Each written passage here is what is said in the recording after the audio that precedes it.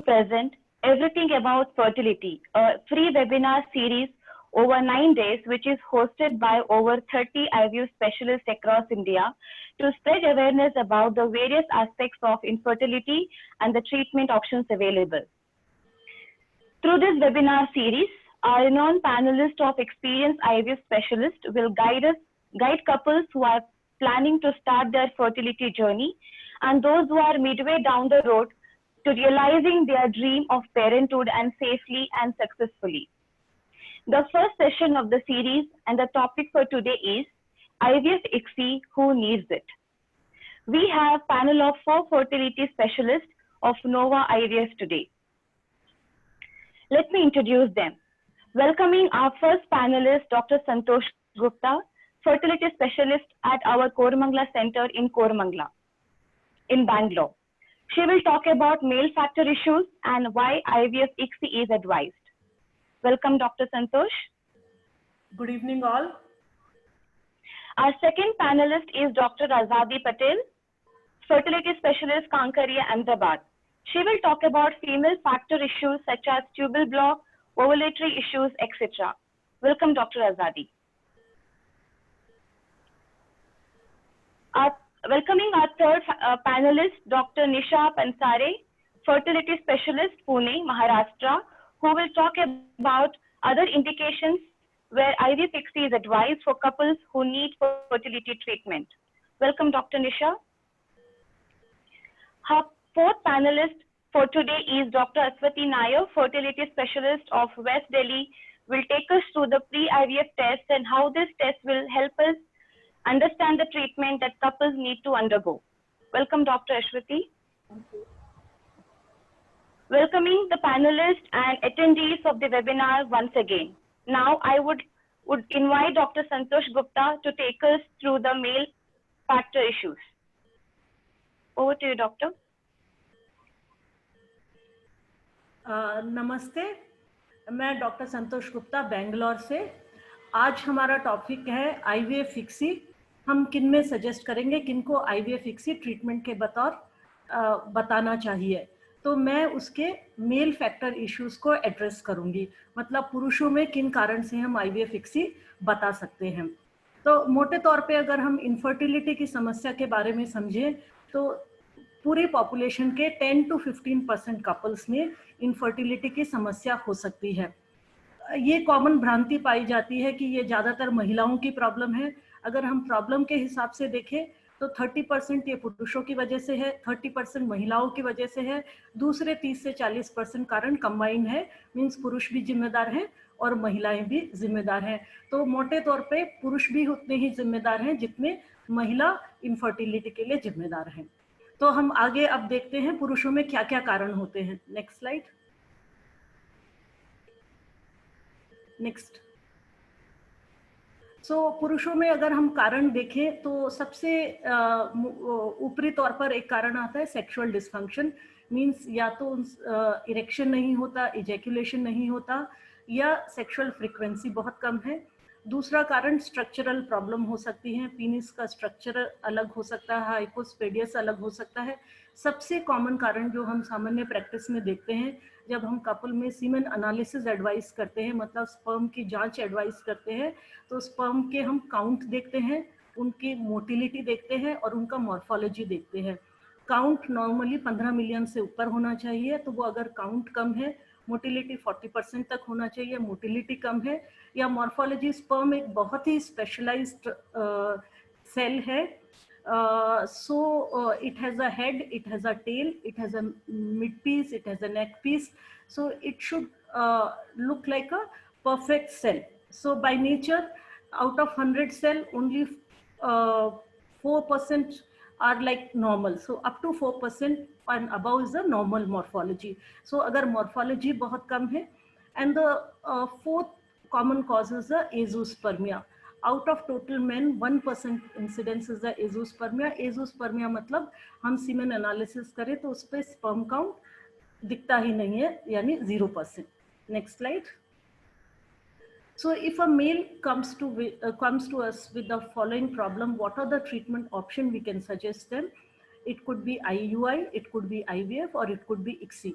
If we understand the meaning of these treatment, we would know what is best suited for the male factor infertility. So IUI means a man gives the semen sample, we process it and put inside the wife's uterus.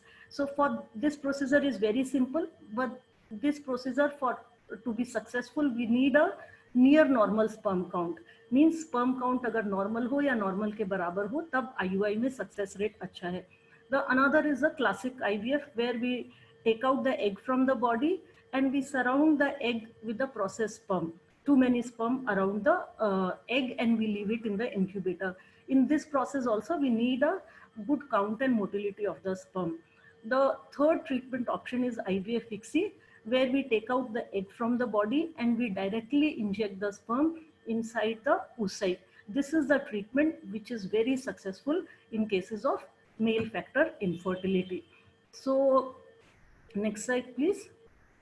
So when we suggest IVF ICSI in a male partner, so the most common cause would be very low count or very poor motility or very poor morphology. So as I suggested previously, that ICSI is the mainstay of treatment in the male factor, where because we take out the egg, we denude the egg and we select one good moving sperm and directly inject inside the cytoplasm of the egg. So whereas a very low count where we could see few moving sperm also, it can result into a successful pregnancy. You would be surprised to know that the incidence of low count and motility is very high. Almost 5 to 15% of the men might suffer from these problems. And of late, we see many cases of poor morphology where the morphology is less than 4%. They have normal morphology of 1 or 2%. In these cases also, ICSI can help us in selecting a good morphology sperm and injecting inside the oocyte. Then another important issue is the men who have zero sperm. We can retrieve sperm through a small surgical process. These sperm cannot be used for the conventional IVF or other treatment. We have to do ICSI. That means we have to directly inject the sperm inside the oocyte. So this is a second indication of doing ICSI in the male factor. Very commonly we see that count and motility is good, but the sperm show very high DFI. When we do a DNA fragmentation index, these male are also benefited by the ICSI procedure. And if a male partner has a known genetic disorder or he's a carrier of a genetic disorder and they want to conceive by their own gametes, then we can do IVF. We can create embryo with his own sperm, and when embryo is ready, we can do the pre-genetic diagnosis, that is known as PGD. And if the embryo comes out normal, we can transfer these embryos to the couple. So this is the fourth indication, PGD. And I would like to say one word about the azoospermia. Next slide, please. Those azoospermia means men, those when they come for semen analysis, there is a zero sperm count. These men should not be labeled azoospermic only on the one semen report. It should be checked thrice, and we should check it in the pellet. If we are sure that there are no sperm, we should look out whether it is a obstructive azoospermia or non-obstructive azoospermia. Obstructive azoospermia, you get sperm very easily. We inject a small needle either in the epididymis, which is known as PISA, or in the TISA, and with a very simple procedure we get the sperm. But non-obstructive azoospermia also, around 50 to 60% of the patients, there is a patchy sperm production. And when we do these processes, TISA, PISA, these are very minor procedures, we very often get the sperm, and these sperm can only be used for the ICSI. So these are the common indication where male is responsible for advising IVF ICSI procedure. Thank you. Hello everyone, I am Dr. Azad Patel from Kankaria Center, Ahmedabad, and मैं आज बात करने वाली हूँ female factor infertility के दो main factors, tubal और ovulatory. Next slide please. पहले हम बात करें उससे पहले समझते हैं कि फीमेल में एक यूट्रस होता है, दोनों बाजू एक एक फेलोपियन ट्यूब या नली होती है और दो बाजू एक एक अंडाशय होते हैं. ट्यूब का फंक्शन है कि अंडाशय में से जो इंडा निकलता है वो उसके ट्यूब के फ्री एंड जो है ओवेरियन साइड पे उसमें से इंडा ट्यूब के अंदर आता है।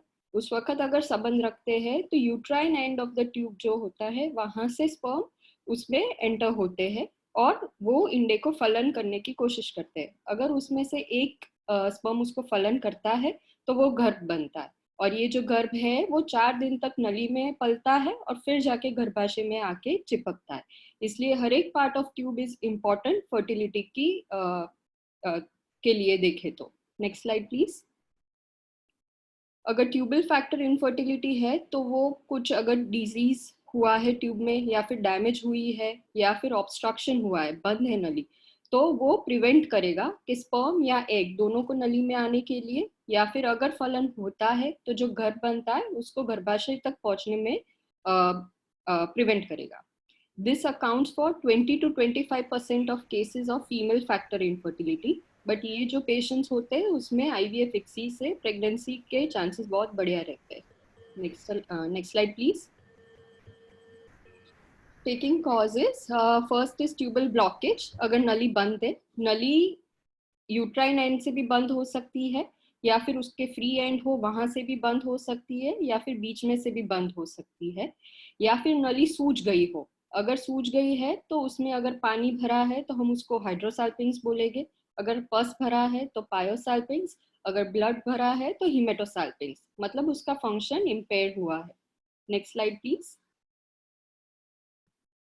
अगर नली जन्म से ही एब्सेंट है, ये हो सकता है जो केसेस जिसमें गर्भाशय दो में से गर्भाशय हमारा एक बनता है, पर अगर एक साइड का गर्भाशय एब्सेंट है तो उस बाजू की नली भी एब्सेंट होगी, या फिर सर्जिकली रिमूव की है अगर वो डैमेज है तो, या फिर एक्टोपिक प्रेगनेंसी हुआ है तो नली निकाल दी है तो एक बाजू की नली एब्सेंट होगी, या फिर आगे कोई भी सर्जरी, अपेंडिक्स, सिजेरियन या कुछ भी हुआ है, उस सर्जरी या फिर एंडोमेट्रियोसिस नाम की एक बीमारी है, उसकी वजह से एडेशंस डेवलप होते हैं जिसमें नली का और अंडाशय का जो रिलेशन होता है, जो नॉर्मल एनाटॉमी होती है, वो डिस्टर्ब हो जाती है, इसलिए उसका फंक्शन इम्पेयर होता है।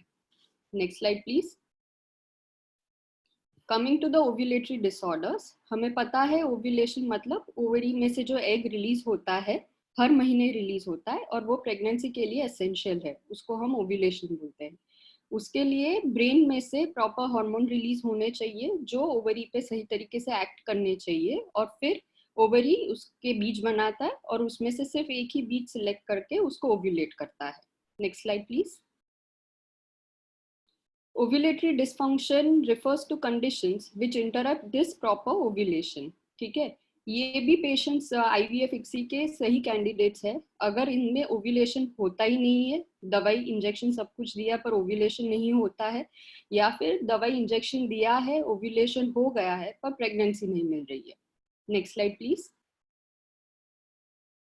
एक दो किस्म के ओव्यूलेटरी डिस्फंक्शन होते हैं। एक तो पीरियड्स बिल्कुल ही एब्सेंट है, या एकदम से जो रेगुलर पीरियड है वो होता नहीं है क्योंकि एन ओव्यूलेशन है, ओव्यूलेशन होता ही नहीं है।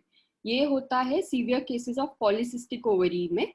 पॉलीसिस्टिक ओवरी 15 से 20% फीमेल फैक्टर इनफर्टिलिटी के कॉजेज है और वो दिन ब दिन बढ़ते जा रहे हैं। इसके रीजन से जेनेटिक टेंडेंसी या फिर ओबेसिटी, अभी टीनेज ओबेसिटी बहुत बढ़ गई है क्योंकि अनहेल्दी डाइट, पिज्जा, बर्गर वगैरह सब कुछ बढ़ गया है, उसी की वजह से PCOS के कंडीशन भी बढ़ गए।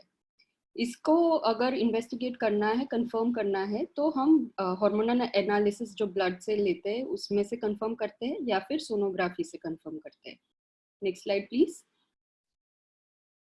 और अगर पीरियड्स इरेगुलर है वो हो सकता है जब हार्मोनल इश्यू हो, हार्मोनल इम्बैलेंस हो, जैसे थायराइड या प्रोलैक्टिन का हार्मोन डिस्टर्ब हुआ है। उसकी ट्रीटमेंट सिंपल है, सिर्फ दवाई लेनी है, पर वो करेक्ट हो सकता है।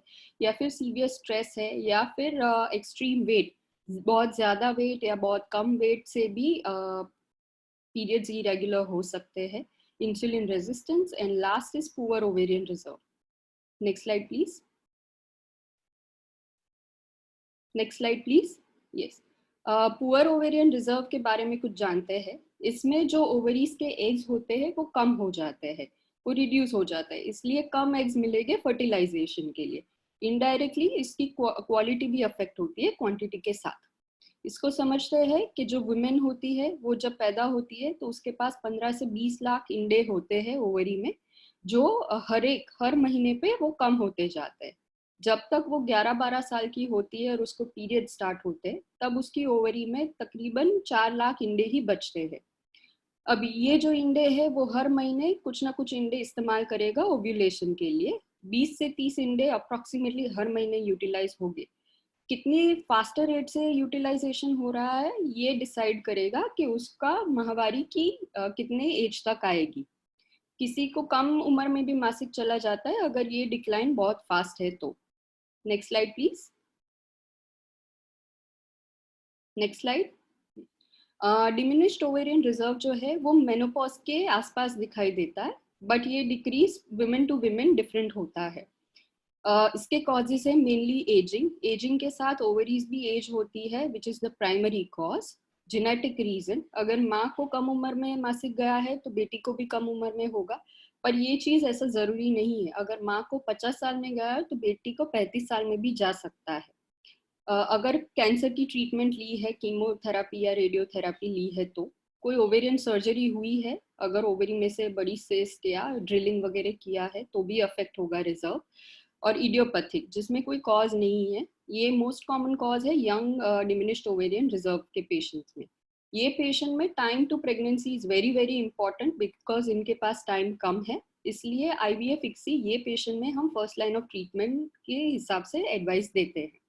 इसको कंफर्म करने के लिए एक एंटीमुलेरियन हार्मोन है, उसका ब्लड टेस्ट से कंफर्म कर सकते हैं या फिर ट्रांसवेजाइनल सोनोग्राफी से, जो आपके गायनेक या इनफर्टिलिटी स्पेशलिस्ट आपको बताएंगे।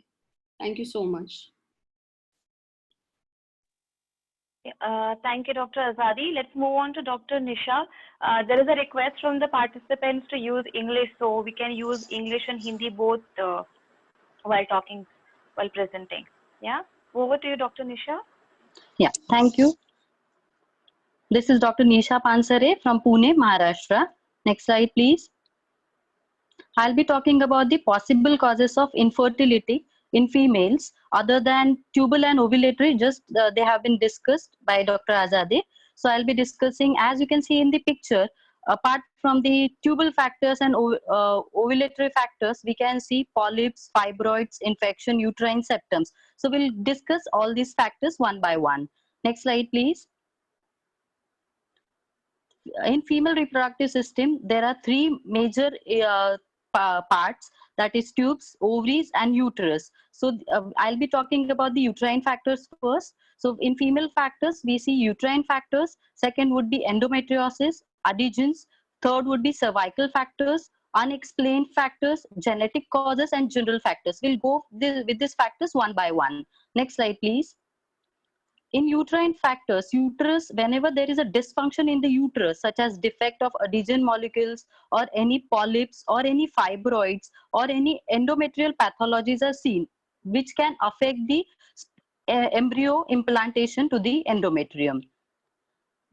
It can be due to chronic endometritis in India, which is commonly seen in tuberculosis. The endometrium is damaged in the tuberculosis. The major cause would be fibroids. Next slide, please. So we can see uterine fibroids. What are uterine fibroids? Uterine fibroids are benign muscular tumors in the uterus. So uterus has a cavity, musculature, and the outside the cavity. So not all fibroids will give us infertility.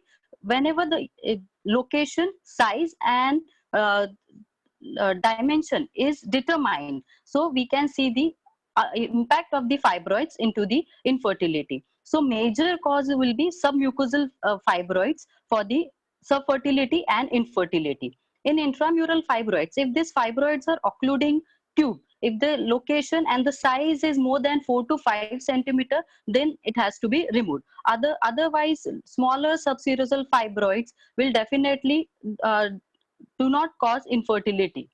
Next slide, please. Next cause would be malformation, congenital malformation of the uterus. As uterus is the main part of the fetal development, so uterus has to be proper. If there is a problem in the shape, size of the uterus, as we can see, the uterus is actually found by Mullerian ducts in the fetal reproductive life. So Mullerian agenesis, if the uterus is not formed well. Other shape of the uterus is unicornuate. Unicornuate uterus means only the half of the cavity and single side of the tube is developed. Next picture says that bicornuate uterus. So bicornuate uterus, which has two uterine cavities and which has smaller endometrium, we can see thin endometrium. So uterine malformation generally gives us fundal implantation abnormalities. It can give us septal implantation, which can lead to poor reproductive outcome. It can hamper subsequent vasculature. The poor blood supply to the uterus may be another reason for the infertility. And myometrial and endometrial formation in this situation is hampered. So the embryo implantation in all these cases will be different. Next slide, please. Other major cause would be endometriosis. 20 to 30% of the females are subfertile or infertile due to endometriosis. What is endometriosis? Basically, it is a chronic condition where we can see growth of the endometrium outside the uterine cavity. Majorly, it will be pelvic cavity, tubal area, and ovaries as well. It causes distortion of the adnexal anatomy, which interferes with the oocyte capture, again impairs with the oocyte development. So it eventually hampers production of substances such as cytokines and growth factors, which leads to impairment of ovulation, fertilization, and implantation. Next slide, please. And coming to the cervical and immunological causes, cervix plays an important role in reproduction activity. It provides the passage of sperm, allowing them to access into the uterine cavity and ultimately into the fallopian tubes. The ability of the sperm to gain access to the upper tract is influenced by cervical mucus within the cervical canal. So therefore, the conditions modifying mucosal film of cervix may concur to prevent the progression of the sperm in the cavity. So chronic cervicitis is one condition what we can deal with the cervical factors. And immunological factors are presence of anti-sperm antibodies, which again hampers sperm to survive in the cervical canal. So hence the infertility comes in the role play. Next slide, please. This is unexplained infertility. Almost 15 to 20% cases are unexplained. There can be hormonal alteration, constitutive defects of inflammatory soluble factors, and chronic alteration of metabolic pathways of reproductive organs. These are the collective causes for unexplained infertility. Whenever couple has found no cause more than 3 years, whenever they are getting evaluated for infertility, so if it is more than 3 years, they should go ahead with IVF or ICSI procedure. And again, another factor would be women aging more than 36 years should go ahead with IVF and ICSI. Next slide, please. Another cause would be genetic causes. The higher prevalence of infertile couples of karyotyping abnormalities such as trisomies, mosaics, translocation, etc. than general population. Most commonly, aneuploidies associated with infertility are 45X Turner syndrome in women, when women normally are 46XX, and 47XXY, that is Klinefelter syndrome in men, which when men are commonly 46XY. Next slide, please. There are general risk factors for female infertility. One is age factor. Whenever the aging process starts, it again linked to the ovarian reserve, excessive tobacco, being underweight or being overweight, and moderate to severe exercise. So moderate to severe exercise, so we recommend generally mild exercise. We don't want couples to go ahead with moderate to severe exercise, because this again excessive physical activity has negative effect on skeletal pathologies or functional derangements in endocrine. And other would be excessive alcohol. So this is all about female factor infertility. I'll hand over to next speaker, please. Thank you. Yeah, thank you, Dr. Nisha. We'll move on to Dr. Ashwati. So again, there is a request, ma'am, to speak in both the language. So Hindi and English, you can use both the languages. Okay, then. Thank you. Over to you, ma'am. Hi, I'm Dr. Ashwati Nair from Delhi. The topic for my presentation today is pre-IVF investigations. मतलब IVF के लिए अगर किसी couple को हमने advice किया है तो उनकी क्या क्या जांचें ज़रूरी है before we take them up for IVF. Next slide please. तो अगर हम आईवीएफ की बात करें तो एक मेल या हस्बैंड की बात करें या मेल पार्टनर की बात करें तो उनके दो मेजर कैटेगरी में हम इन टेस्ट को डिवाइड कर सकते हैं। एक है ब्लड टेस्ट जो रूटीनली इन्वॉल्व करते हैं, जैसे blood group, complete blood counts, blood sugar levels, viral markers जो ट्रांसमिसिबल इन्फेक्शन होते हैं जो पेरेंट्स से बच्चे में ट्रांसमिट हो सकता है, जैसे कि HIV, hepatitis C, hepatitis B, VDRL, वो जो अगेन एक सेक्सुअली ट्रांसमिटेड डिजीज है और ट्रांसमिट हो सकता है बेबी को, इनका करना जरूरी है। और हमें ये पता रखना है कि ये सारे टेस्ट की जो वैलिडिटी है वो 6 मंथ्स की होती है। जो दूसरा सबसेट ऑफ टेस्ट है जो हम हस्बैंड्स या मेल पार्टनर्स में करते हैं वो है सीमेन एनालिसिस। अब ये सीमेन एनालिसिस जो है ये हमें WHO जो वर्ल्ड हेल्थ ऑर्गेनाइजेशन ने 2010 में एक गाइडलाइन सेट की थी इसके लिए, इसके पैरामीटर्स के लिए कि क्या नॉर्मल है और क्या नहीं, जो ऑलरेडी पहले इसमें डिस्कस हो चुका है, तो वो हमें उसके अकॉर्डिंगली करना जरूरी है। यूजुअली अगर किसी के सीमेन पैरामीटर्स ठीक है तो हम आईवीएफ साइकिल के पहले उनको हम रिपीट नहीं करते। बट अगर किसी के सीमेन पैरामीटर्स एबनॉर्मल है, like we have an abnormal serum parameter or an abnormal semen report, then in those cases we prefer repeating it before the actual treatment cycle. Means treatment start करने के पहले हम उसे repeat करते हैं। अगर किसी का काउंट 1 मिलियन पर ml से कम है तो उन पेशेंट्स को हम जेनेटिक काउंसलिंग के लिए जरूर भेजते हैं और उनमें कैरियोटाइपिंग या क्रोमोसोमल स्टडी की भी जरूरत पड़ सकती है। हम यूजुअली सारे पेशेंट्स को जिनकी हम आईवीएफ करते हैं उनके हस्बैंड या मेल पार्टनर की एक semen sample prior to the treatment हम फ्रीज करके रखते हैं। माइंड यू ये सिर्फ बैकअप सैंपल होता है, हम इस सैंपल का एक्चुअल यूज नहीं करते। We use it just as a backup sample in case if it is needed. We prefer using the fresh semen sample that the husband gives on the day of the egg pickup. Next slide please. अब ये तो उन conditions में हुआ जहां husband के sperms है। अगर उन मेल्स की हम बात करें जहां पे हस्बैंड के स्पर्म्स नहीं है और in those conditions where we find azoospermia. Azoospermia means there is absence of sperms in the semen sample. So in these cases, first we have to rule out cryptozoospermia. Now, cryptozoospermia is a condition where there might be few sperms which are present, but which can be unmasked only or which can be detected only when we centrifuge the sample.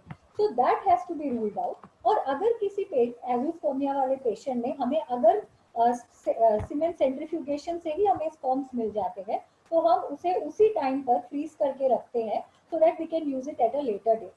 The second test is trial testicular biopsy. Now this could be an open biopsy or an aspiration. तो दोनों में यही करते हैं कि either through a needle aspiration या फिर testis को open करके we take out some testicular tissue and then send it for checking whether they have sperms or not.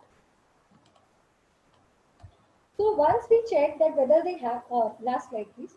So once we find that they have sperms, then in those cases we freeze the semen sample then and there. Now coming to the female partners investigation, most of the times, most of the investigations that we do, if a lady is undergoing IVF cycle with her own eggs, is the same as that we do for any major surgery. So these includes investigations like blood group of the lady, the complete blood count, random blood sugar, a thyroid assessment, assessment of the prolactin levels, viral markers, or checking for the possible transmissible infections in the form of hepatitis B, C, VDRL, HIV 1 and 2. And specifically from the point of view of anesthesia administration, we check the liver and the kidney function test and the clotting profile of the patient. The same set of investigations we also do in a oocyte donor. One of the optional tests here is the hemoglobin electrophoresis. Now, hemoglobin electrophoresis एक ऐसा test है जो thalassaemia जैसे बीमारी को screen करने के लिए हम करते हैं। तो ये टेस्ट के जरिए हमें ये पता चलता है कि either the wife is a carrier or the donor is a carrier of thalassemia, और ऐसे केसेस में हम हमारा ट्रीटमेंट फॉर्म थोड़ा मॉड्यूलेट कर सकते हैं। अगर हम oocyte मतलब जो लेडीज जो oocyte डोनेशन के लिए ऑप्ट करते हैं या एम्ब्रियो डोनेशन के लिए ऑप्ट करते हैं, उन लेडीज की बात करें जिनमें हमें सिर्फ एम्ब्रियो ट्रांसफर के प्रोसीजर की ही जरूरत है, तो उनमें ये सारे टेस्ट कराने की जरूरत नहीं है। We just go ahead with the first 5 investigations listed here. Next slide, please. Now coming to two other important things that we need to check in a lady prior to her IVF cycle. One is the assessment of the endometrium and endometrial pathology. Endometrial pathology हमारे previous lecture में completely describe किया गया था. Endometrium, as we all know, it is the innermost layer of the uterus, and the commonest test we do to assess the endometrium is the transvaginal sonography, by which we understand the pattern of the endometrium, उसकी thickness कितनी है, उसकी वैस्कुलैरिटी या blood supply कैसी है. कुछ और test भी इस कैटेगरी में लिस्टेड है जो हम रूटीनली नहीं करते, बट हम स्पेसिफिक कंडीशंस में उसका भी इस्तेमाल कर सकते हैं. That include saline infusion sonography, 3D transvaginal sonography, MRI of the pelvis and hysteroscopy. Hysteroscopy ऐसा टेस्ट है जहाँ पे हम दूरबीन द्वारा या एक स्कोप द्वारा हम यूट्रस के अंदर एग्जामिन करते हैं, और अगर कोई एबनॉर्मैलिटी दिखे जाए तो उसे हम वही के वही ट्रीट कर सकते हैं. Another important subset of test in a lady is to ascertain her ovarian reserve. अब ovarian reserve ये होता है कि एक particular point of time में उस लेडी के ओवरी में कितने एग्स बचे हैं. तो ये हम फाइंड आउट करते हैं दो टेस्ट के जरिए. First is a day 2, day 3, जैसे पीरियड्स के सेकेंड डे, थर्ड डे हम उनका एक एंट्रल फॉलिकल काउंट करते हैं. जैसे आप इस पिक्चर में देख सकते हैं, हम जो ओवरी है उसमें कितने एग्स है उसकी काउंटिंग करते हैं पीरियड के second day, third day. Most of the patients में यही सफाइस होता है ओवेरियन रिजर्व डिटेक्ट करने में.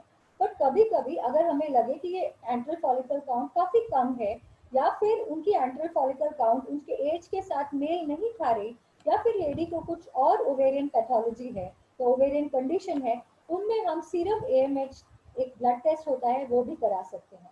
Next slide please.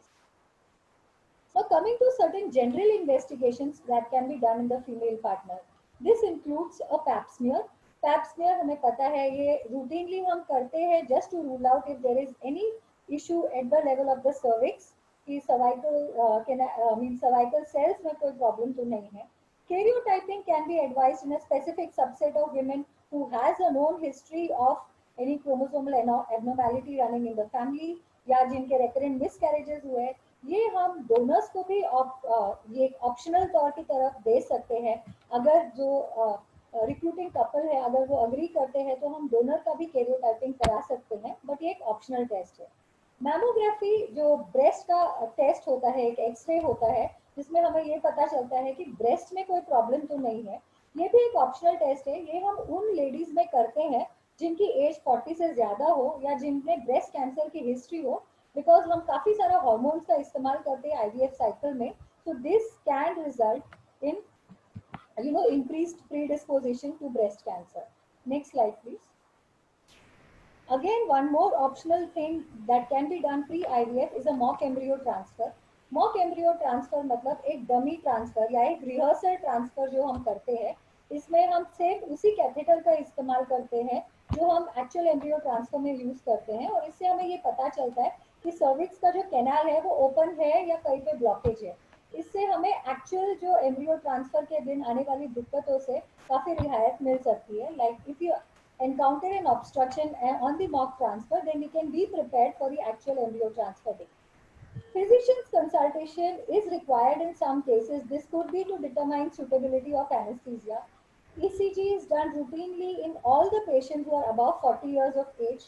Again, in some cases whom we want to take up for IVF, we need to ascertain fitness for pregnancy, whether pregnancy is actually safe for this lady or not. And this is especially in elderly women or those women with ongoing medical conditions, or those opting for surrogacy. And one of the commonest investigations that we do in here is echocardiography, just to know whether her heart is functioning well so that she can undergo a pregnancy safely.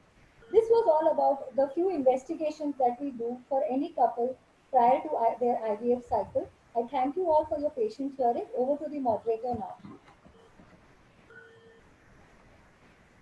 Yeah, thank you everyone. So we have few questions. I'll just read one by one. So the first question to Dr. Santosh: if you have PCOS, what are the chances of conceiving through IVF? Thanks, Diana, for forwarding your question. If the lady has PCOD, here I would like to mention कि PCOD के लिए IVF कराना जरूरी नहीं. PCOD is not an indication to do an IVF, but if she is not ovulating through routine medication, means normal tablets or normal injection, sometimes these are the very resistant PCOD people, like we have to give really high doses of injection so that they ovulate. These are the patient who needs IVF, or a lady is PCOD and she had tried all the other treatment. That means she has tried normal sexual activity, she had tried IUI, but it is not successful. Then these are the patients who are for IVF. IVF success rate is very good in PCOD. I would like to mention two things, how PCOD people are different, why success rate is good. PCOD means they have a lot of eggs. So egg numbers are more. So and these are the young girls. So success rate is very good. But what they have to understand is for the routine stimulation only, the PCOD girls will get more number of eggs. When a lady gets more number of eggs, we usually do not do fresh transfer. We freeze the embryos and transfer them later. In general, the success rate is very good with the PCOD IVF patients. Thank you, Dr. Santosh. Let's second question to Dr. Azadi. Me and my husband are on heavier side, as well as it is still possible for a positive IVF result? Thank you for the question, Diana. Obesity, of course, leads to infertility. For male, if the male is very obese, it can cause decrease in the semen count and motility.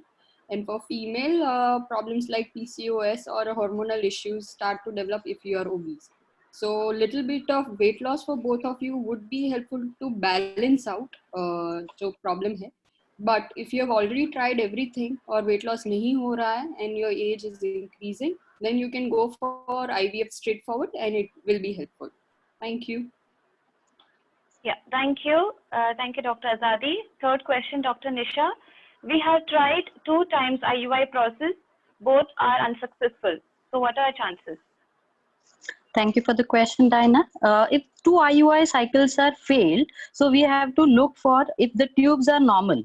So definitely tubes के लिए अलग से evaluation किया है. HSG कर सकते हैं हम, SSG कर सकते हैं if it is not done. And IUI के लिए semen sample at least 5 to 10 million sperms at least होने चाहिए. Less than 5 million हमारे पास ज्यादा results नहीं होते हैं. So we have to re-investigate and re-look in your case if 2 IUIs are failed. Generally, by notion, we can go ahead with 6 IUI cycles worldwide. But 2 IUI cycle के बाद we should take a call. What is wrong in your case? If the ovulation is documented well and other factors also like obesity, hypothyroidism, hyperprolactinemia, even these factors are to be considered. Again, the semen factor, I would say we will repeat the semen analysis again. And after looking for these things, so if all the things are normal, we can go ahead with 1 more or 2 more IUI cycles in your case. अगर किसी के IUI cycle में सिर्फ अगर tablets use किए गए हो, so we can have multiple oocyte or multiple ovulation indication, and we can have better egg quality with the injections also. So this can be proceeded like this. Yeah, that's it from my side. Yeah, thank you, Doctor.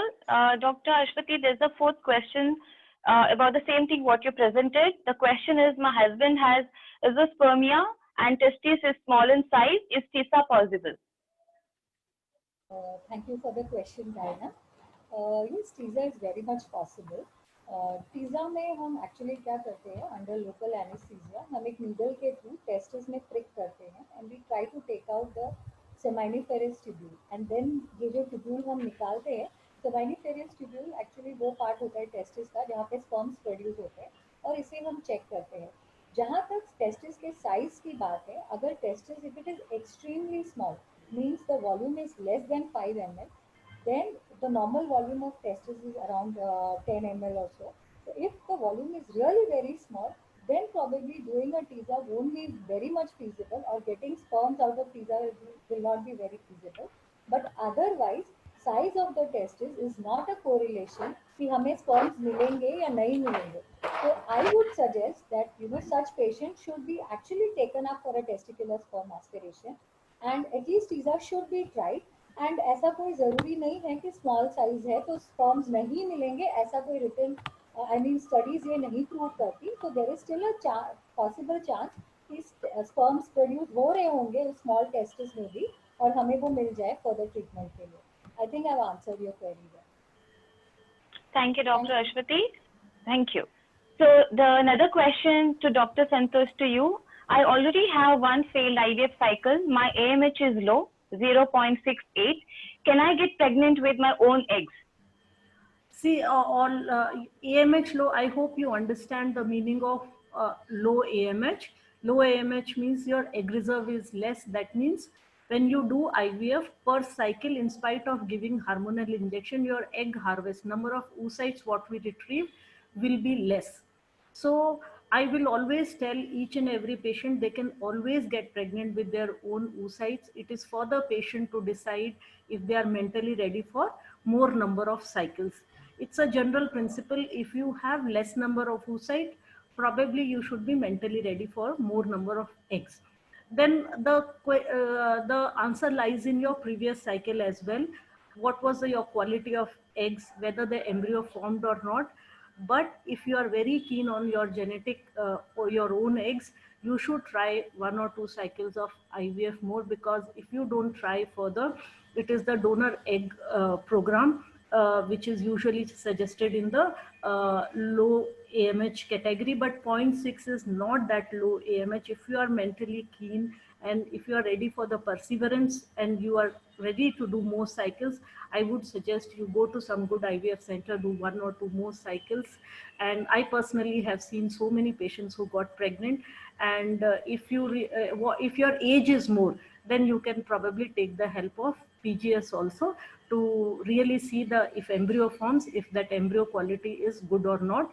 Again, your age is also very important in this question. Thank you. Yes, thank you, Dr. Santosh. We have a next question, Dr. Azadi, to you.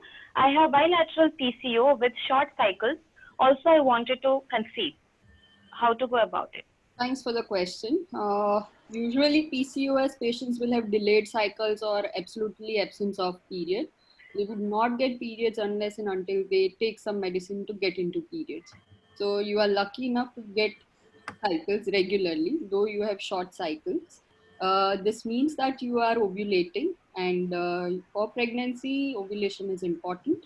So you should visit your infertility specialist and go ahead with some sort of ovulation induction if you are of a younger age.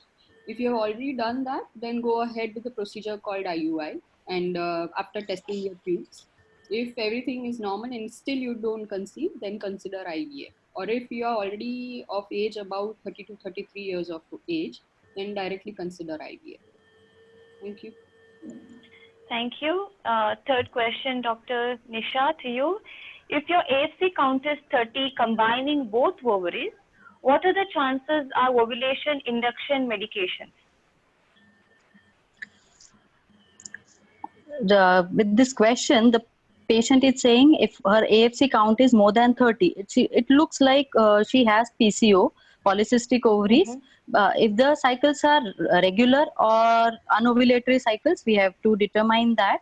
And ovulation induction drugs, clomiphene citrate, letrozole, all these are going to give her a good result. So we can go ahead with ovulation induction in her case with normal monitoring in the sonography.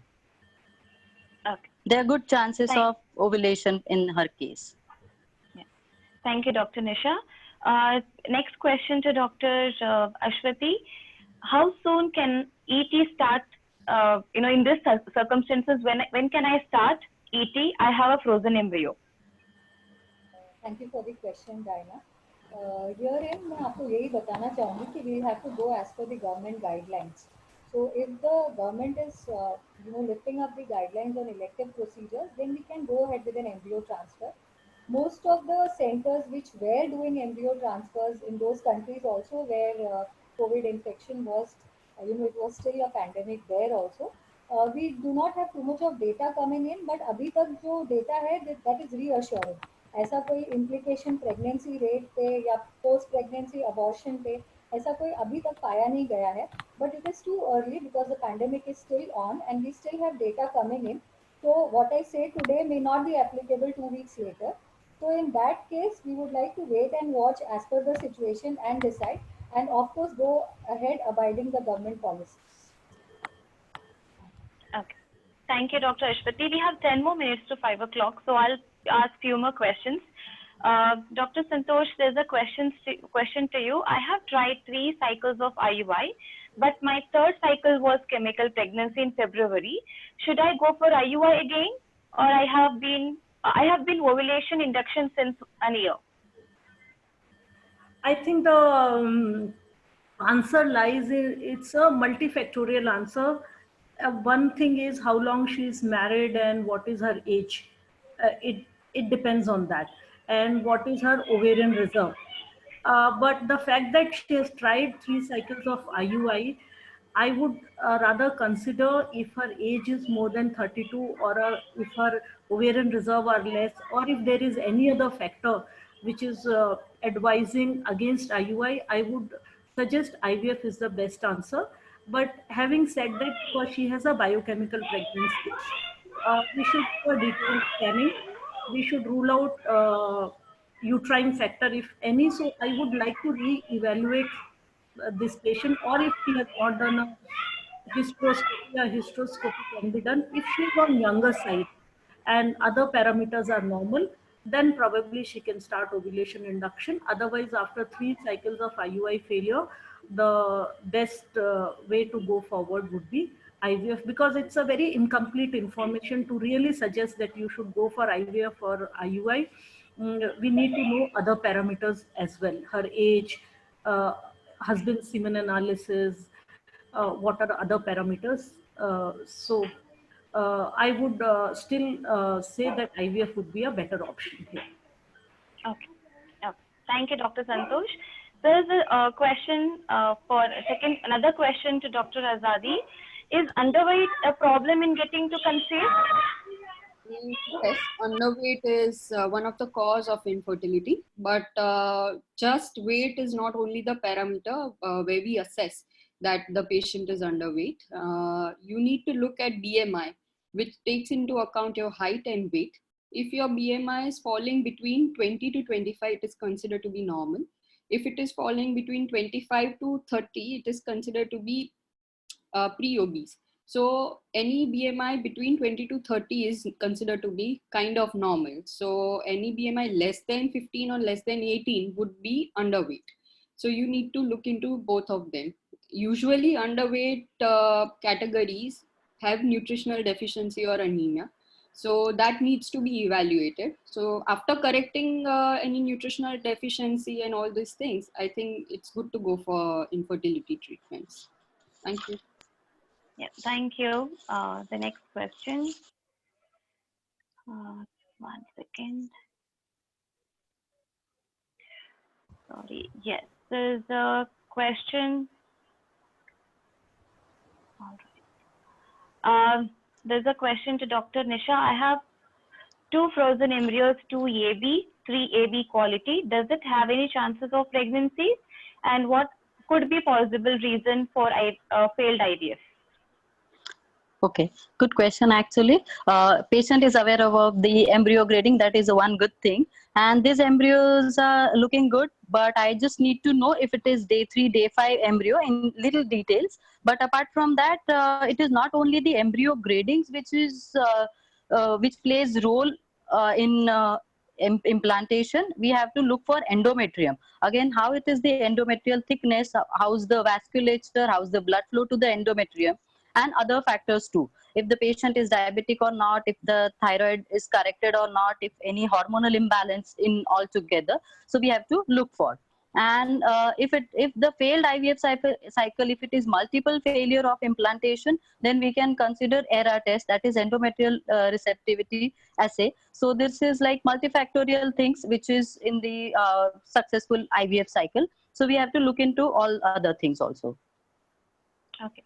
Thank you. I will take the last question for today's discussion.